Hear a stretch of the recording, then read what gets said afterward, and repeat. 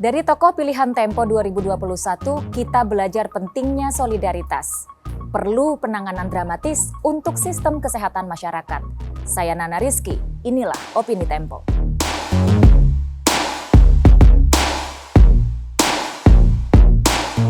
Di luar dampak buruknya, COVID-19 telah mengajarkan hal positif tentang pentingnya solidaritas, kerelaan untuk berkorban, dan semangat berkolaborasi untuk menyelamatkan nyawa manusia.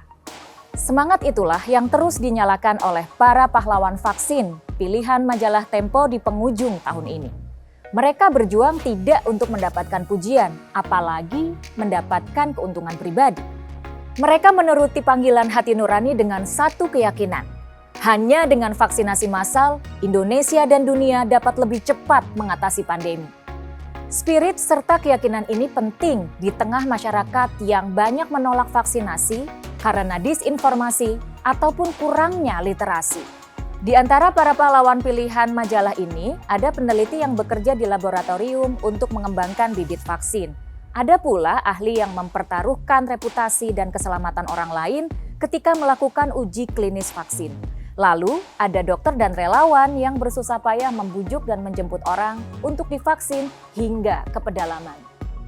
Melihat ketulusan para pahlawan itu, tak selayaknya ada pejabat yang menepuk dada dan mengklaim telah berperan dalam mengurangi laju pandemi. Mereka yang berburu cuan di tengah wabah misalnya, dengan cawe-cawe proyek pengadaan alat kesehatan, bahkan yang menggarong dana bantuan sosial hendaknya menundukkan muka karena malu. Pejabat seperti itu jelas mengkhianati solidaritas masyarakat dalam mengatasi pagebluk. Sepanjang pagebluk, kita menyesalkan banyak menteri yang berebut panggung, kepala daerah yang ogah-ogahan menjalankan program vaksin, serta tokoh masyarakat yang menakut-nakuti publik akan bahaya vaksin. Dalam memupuk solidaritas di tengah pandemi, pemerintah dan masyarakat seharusnya memegang teguh prinsip tak ada yang aman hingga semua orang benar-benar aman. Dalam konteks ini, inisiatif dan peran para pahlawan jelas perlu terus didorong. Tapi karena keterbatasan jangkauannya, kita tak cukup mengandalkan ikhtiar individu itu. Pemerintah harus membangun sistem layanan kesehatan nasional agar lebih siap dan responsif menghadapi situasi darurat. Kita tak pernah tahu kapan pagebluk ini akan berlalu. Apalagi varian baru virus corona, Omikron, yang belakangan mengamuk di banyak negara, telah masuk di Indonesia. Tak ada pilihan. Indonesia harus memperkuat daya tahan masyarakat serta sistem layanan kesehatan dari pusat hingga daerah. Untuk mengantisipasi darurat wabah di masa yang akan datang, pemerintah tak boleh memakai strategi tambal sulam atas sarana dan tenaga kesehatan yang ada saja.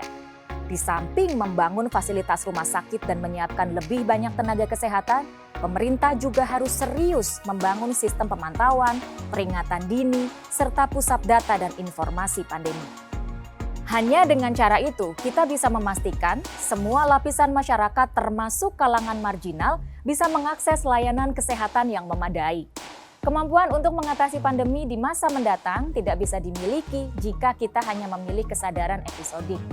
Menyadari pentingnya kesiapan sistem kesehatan dan solidaritas sosial ketika wabah datang menerjang. Begitu musim wabah berlalu, lalu muncul wabah baru, kita kembali panik dan tergagap. Simak opini selengkapnya di majalah.tempo.co.